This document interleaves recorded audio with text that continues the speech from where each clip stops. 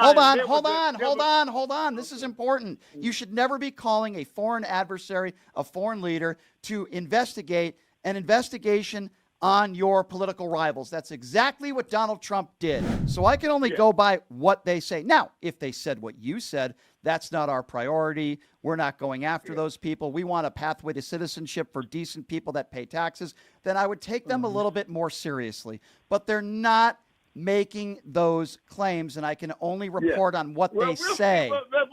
Brian, we got to let them have a chance. You got to just, you're trying to convict this administration before they get a chance so first of all, Donald Trump was the president of the United States for 4 years. That's number one. Number two, months before Joe Biden took office, not only were they not giving him a chance to govern, but they were saying he never won the election. Number three, before Obama took office, I can tell you when I started in talk radio, I can tell you that a number of people on the far right, even including Donald Trump, said he wasn't born in this country, the birther issue. So don't make it sound like all of a sudden people aren't giving Donald Trump a chance. Oh, yeah, by the way, he's already been president for 4 years. Herb, that is disingenuous. Brian, they started impeachment proceedings against Trump the second day he was in office. Yeah, because you know why?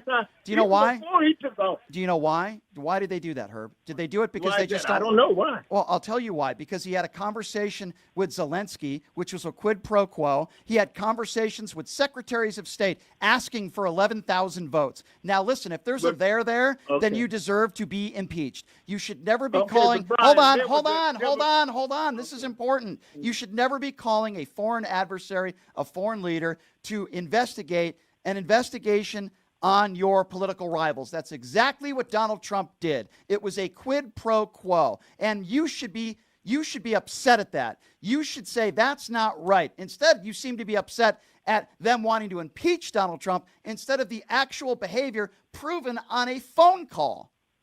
But Brian, you put sanctions against Russia, and also on top of that, he put sanctions on Russia. You got to remember, they put out a dossier.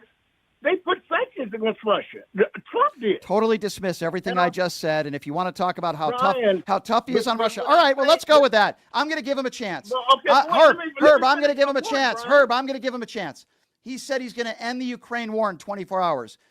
January 21st, I'm going to assume that the war in the Ukraine will be over, and then you can call back, okay? Herb, I'm giving him a chance. Give me examples of why we were on the wrong track. I'm trying to be very civil with you, Eddie, and give you an opportunity. Okay, thank you. You see, there you go. There's another guy who's not, Eddie won't be calling back again. Do you notice he swore at me because he's not smart enough to have a conversation? So, Eddie, here's the thing, right? We do a radio show, and we have conversations with some people that support Donald Trump and voted for Donald Trump. So my question to you is this. I want to know if we can prove that you have an IQ over 20. I don't think you do, but before we pot him back up, I have a question for Eddie because I have not hung up on Eddie, and I want to give everybody a chance here. And before we pot him back up, Eddie, I want to ask you a question, and I hope we can have a conversation because maybe you're a really smart guy. I don't know you, Eddie, but you called into the show, and the first thing you said was checkmate. I'm going to hope that you're smarter than that, Eddie. So let me try to ask you a question, and let's see if we can have a conversation. And if we can't, I just won't take your phone call anymore. But it's your choice, not mine. Yeah, what's your name? So I'm going to ask you what I consider to be a very fair question. Tell me why you voted for Donald Trump. I want to know the reasons why you voted for Donald Trump, and let's try to see if we can have a conversation. Go ahead, Eddie. Why did you vote for Donald Trump? To get America back on track. Okay, so let's talk about that. To get America back on track. Okay, fair enough. Why do you think America wasn't on the right track? Can you give me some reasons as examples, just say in the Biden administration, why we weren't on the right track? Because I'm curious to know why you think we were on the wrong track. Go ahead, Eddie. 51% of America thought No, that's the way. Okay, I'm not asking you why everybody else felt like we were on the wrong track. That wasn't my question. My question wasn't a percentage of people that agree with you. I want you to defend your position, Eddie, and that might be hard for you to do, but I'll still give you the opportunity. You said, quote, we were on the wrong track. Give me examples of why we were on the wrong track. I'm trying to be very civil with you, Eddie, and give you an opportunity. Okay, thank you. You see, there you go. There's another guy who's not, Eddie won't be calling back again. Do you notice he swore at me because he's not smart enough to have a conversation? You see, Eddie tried to give him a chance. And I said, why did you vote for Donald Trump? He said, we were on the wrong track. Okay, tell me why we were on the wrong track. Then he tells me to F myself. Because Eddie, like so many people who voted for Donald Trump, are not very intelligent. And their excuse for voting for Donald Trump is, well, 51% of the country voted for him. That wasn't my question. We know that. My question was why? And a guy like Eddie isn't smart enough to have a conversation. And he just proved that on the air, live. Eddie just proved on the air he's not smart enough to even give examples or reasons why he voted for Donald Trump. He's just a dumbass. And he proved it. Thank you for proving that, Eddie. Hey, Brian. I just wanted to get your opinion on what you thought of Trump picking that guy for the border that I believe worked for him during the first administration. Tom, yeah, whatever his name was. Yeah. So, yeah, I talked about that yesterday and Monday. Right. So this is a guy, in my personal opinion, this is a guy who wants to deport 20 million people. He said it. That's how we know it. And then when asked about separating families, he said, well, we don't have to separate families. They can just go with them. He's talking not just about criminals and bad people that enter this country. We know most of them are not bad people. He's talking about people that have been in this country also for decades that pay taxes, that have kids that were born here. Now, do I think they're going to execute that? I'm sorry, go ahead. Did these people come legally or illegally? So what I'm referring to right now, while Right. some of these people might have come here illegally, some of those people have been living here for decades and have had children here that were born in America. And when he's asked, and this is my biggest issue, when he's asked about that, can we do this without separating families? His answer is yes, they can all go too. I have a problem with that. Listen, if you come into this country illegally and you commit a heinous crime or act, I want you in prison or deported or both. I think most of America would agree with that. But those aren't the people that I'm concerned about. I'm concerned about the good people that have lived in this country while they might be undocumented. They work. But why do they get to stay? Because they're illegal. Why do they get to stay?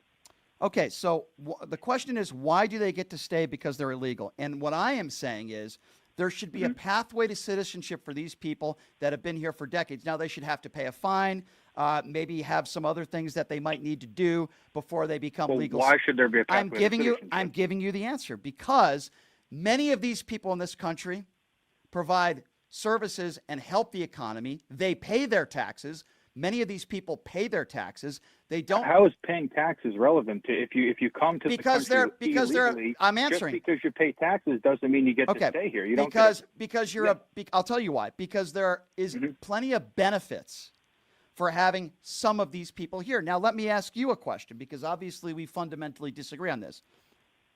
Do you think every person in this country that is undocumented, regardless of their family situation, regardless of whether they pay taxes or not, regardless of whether they've had kids that were naturally born in America, do you believe that we should just randomly deport grandmothers and people that have been in this country for decades, because some of these people a lot of them have lived here for years, that we should just break up families and deport everybody? Is that your position, or is there no middle ground with you and we can't have a conversation and meet in the middle? No. Here's the thing. You're saying undocumented, and this is what people like to do. They like to say undocumented instead of saying illegal. It doesn't. Because undocumented. Okay, but hold on. Sounds a lot nicer, Okay. but So these people are here illegally. Okay. So I'll ask the same question, but use a different word. It's an old grandma doesn't mean it's no. I'll ask the same question, but use a different word. Undocumented or illegal are two of the same things, in my opinion. I don't know why that's an issue for you, but I'll word it differently. That's fine. I'll even word it to your liking, but I still want you to answer the question. Are you saying to me that everybody that's in this country illegally, even if they've lived here for decades, pay taxes, haven't committed any other crimes other than years ago coming into this country illegally, that have children that were born in this country, they might mow your lawn, they might cook your food, doesn't matter, but they're working class people here, they're decent people, but they didn't come to the country legally years ago. Are you telling me it doesn't matter what your family situation, doesn't matter what your job situation is, doesn't matter how long you've been here, you're okay with deporting every single person in this country, whether you want to use the term undocumented or illegal? You're okay with every single one of those people, and if that means all these families separated. Are you okay with that, or are you willing to negotiate and meet somewhere in the middle? Oh, I mean, I could certainly say I'm certainly willing to negotiate, but I'm not going to totally rule out deporting them. It's like, look, if you commit a crime and then you say to the people arresting you, listen, I have kids. You can't separate me from my kids. You committed the crime. If you all right, let's if talk you come about here that legally and then have children, let's here, talk about those that. Children are understood. Let's talk about that for a moment. I want to know if you're consistent. totally writing off what you're saying for what it's worth. Okay, I understand. Okay, I sure. understand. I understand what you're saying. And I'm not trying to play whataboutism here, but I just want to look for some consistency. You agree that if you commit a crime, you should be held to the highest extent of the law for the most part. Is that what you're saying? Is that a fair assessment? More or less, yeah. Okay, more or less. Yeah, okay, I would say so. Fair That's enough. a blanket statement. Sure. Fair enough. Donald Trump is a 34-count felon. Do you think Donald Trump should be held to that same standard? Yeah, the standards of whatever crimes he was convicted of. Okay, but we have the leader of the free world now, and all those crimes and indictments are going to all go away. Are you okay with that? Well, I'd have to look at each specific one. Okay, well, let's go with one right now. Let's go with one right now. Sure. A jury found that Donald Trump is a 34-count convicted felon. We all know that Donald Trump is not going to be held to the standard that you or I would to be held. Why? Because he's elected as the president of the United States. We all know that if he wasn't elected, he would have to face the music with the indictments and with these 34-count felony charges. But we know all these charges are going to go away. So my question to you is, are you okay with that? You're not okay, and we're having a conversation about that, with people in this country illegally. Are you okay with a 34-count felon not being held to the same standard that you or I would be held to? I guess that's my question. If you're asking me, am I okay with a politician not being held to the same standard, the answer is no. I mean, obviously, these people get held to different standards on really any party line. Okay, so we agree there. Sure. So we agree there that Donald Trump is not being held to account for any of the crimes that he committed or the alleged crimes and the indictments. So we agree there. So certainly the guy who we both agree, and I appreciate your honesty, that the guy that's not being held to account is the guy, the leader of the free world, that wants to hold all others to account. Some would argue that have not done as serious as what he has done. They might have come to this country illegally, but many of these people have families, kids that were born here, and we've gone over this time and time again. I mean, yeah, but you keep saying that as if that's supposed to give them a pass. Why do they get a pass just because they have families here? So it's not about a pass. To me, here's what it is about. You have children and families that shouldn't be broken apart. Now, I do believe that they should have to pay a fine, and I do believe there should be some way of a pathway to citizenship so that we can avoid deporting some of these people that I think are good people. It doesn't mean that there is a pathway to citizenship. You come here legally through the legal channel. Again, That's your pathway to citizenship. have you talked to people that have gone through that process, sir, or that have struggled to go through the process? I have. And how long did it take I knew a guy them who came. It took him about 10 years. I'm not under the assumption so that's my that point. it So here's doesn't what we take should a long do. Okay, you made my point for me. That's exactly what I was just going to say. So here's what we should be doing first, in my opinion, and you can tell me whether you disagree or not. I agree that if you're a criminal in this country illegally and you've committed crimes that are very serious, other than crossing the border illegally, I want you out. I don't have a problem with that, and I think most of America agrees.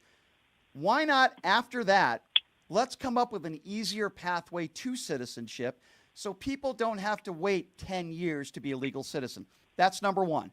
Number two, let's come up with a pathway to citizenship where maybe there are fines involved and other ways of allowing people that are in this country illegally, that have children that were born here, that are married, so on and so forth, that pay taxes, to find a pathway that won't take 10 years and won't deport them so they're separated from their kids. Why can't we just agree on those basic things? Let's get the bipartisan border bill back in place, which is Kamala Harris wanted to do that. I bet you Donald Trump won't do it. He just wants to deport 20 million people. So why not do the extremes, and why go to meetings somewhere in the middle? Let's get dangerous people in this country out of the country. Let's make it a little bit easier than a 10-year wait for someone to become legal. And then let's talk about border security. Why not do those things? Well, in regards to the 20 million people that are here, it's pretty much impossible to do anything other than what you suggested. I mean, even if you could make the strongest case that these people should be deported just for sake of argument, it's pretty much impractical. It's just not feasible to do. So are you saying really Donald never going to Trump? happen. Okay, so I don't know who you voted for, but I guess it doesn't really matter in this conversation. But you have the guy who's going to be the next president. At a minimum, you're admitting that he's saying impractical things. The war is going to be over in 24 hours in the Ukraine. We're going to deport 20 million people. I mean, he's saying impractical these things aren't going to happen. Okay, well then why is he saying those things then? Is he just a liar? Did he just say it to get voted Well, in? no. First of all, I think he actually believes those things. He probably does think those things are going to happen. But regardless, a lot of people voted for him for reasons outside of that. He didn't get all these votes because people thought he was going to end the war in Ukraine in a day. He got these votes because people were mad with the current administration for a whole bunch of reasons, in relation to immigration and not related to immigration. I agree that he's not really going to get these things done. But before even getting these people out of the country, which again is never going to happen, you have to still at least close the border to the people that are still currently. Then why didn't he shut down the border when he was president? Oh, he should have, and I agree that he should have. He should have. I mean, look, but when you look at the border the illegal crossings under him, they were, assuming you believe the numbers, they say 2.1 million, give or take, and under Biden's administration, they say it's upwards of 8 to 10 million. I mean, there's a very clear difference in who handled the border better, and it's very obviously Trump. Well, here's he did 10 times of a better job. Well, I would disagree with your characterization that he did 10 times of a better job, where the numbers went way down in 2020 under Donald Trump because we were in a global pandemic. If you look at the numbers, I think 1 year it went up, 1 year it went down, 1 year it went back up, and then it went back down in 2020. Donald Trump never shut down the border. And when you look at I'm not claiming he did. And you look at the last couple months of Joe Biden's administration, less people are crossing the border illegally now than they did when Donald Trump left office. Well, yeah, that's because they realized, that's because the Biden administration realized just how unpopular they were becoming in election season. They realized that they were going to lose. And I mean, they ultimately did lose, but they realized they were going to lose because so many people were coming in and so many people were mad. You can come up with reasons why that is, but here's what I would say. Why do you think here's what I would say to that. I would say that we have a lot of problems in this country. Certainly, border security is one of them.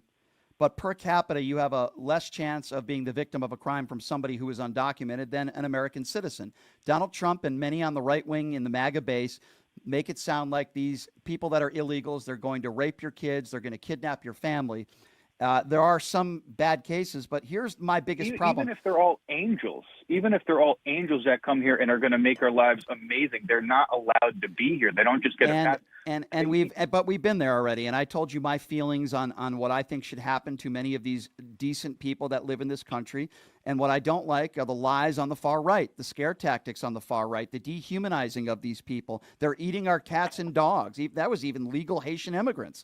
I don't like the lies and the scare tactics. These are decent human beings, and many on the far right want to dehumanize them. And I do think that there are a lot of MAGA supporters in his base that don't want to see brown people coming into this country. Now, they might say, well, we don't mind. We just want to see them come in the right way. I don't believe a lot of them. They want to see this country remain white as the predominant race in this country. That is how I feel with his base. Now, it's fair to have normal conversations about this on what we should do with these people that are here, but that's not what Donald Trump is doing. And that's not who Mr. Home, I believe his name is, that's not what he is doing. They're talking about deporting everybody. And I agree with you, by the way. It's probably not logical. It's probably not going to happen, but they're still saying it. And these are leaders of the country. And I don't want leaders of our country saying things that are not feasible. I don't want leaders of our country saying things that, as even you put it, and I agree with you, are not feasible, are not going to happen. At a minimum, it makes Donald Trump incompetent. And he's saying things that he cannot do and cannot accomplish. Yet these are the same people who said, well, I don't know what Kamala Harris's plan is. You've got the guy who's going to be the next president of the United States who doesn't know what he's doing. And you have a guy who's going to be the border czar, who's claiming he's going to do things that are not feasible, that are not, he's not capable of doing, this country's not capable of doing. Thank you for the call.